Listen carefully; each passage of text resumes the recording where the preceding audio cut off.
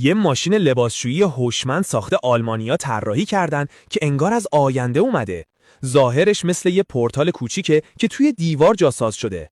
فقط کافیه لباسای کثیفتو بندازی توی اون دهانه، بقیه‌شو خودش انجام میده.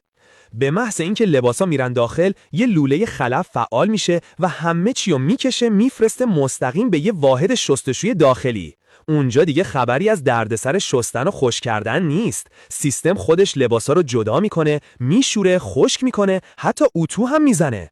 همه چی دقیق و تمیز انجام میشه، مثل یه کارخونه لباسشویی تمام اتومات. وقتی کار تموم شد، لباسای تمیز و اتو شده از یه لوله دیگه برمیگردن توی اتاقت.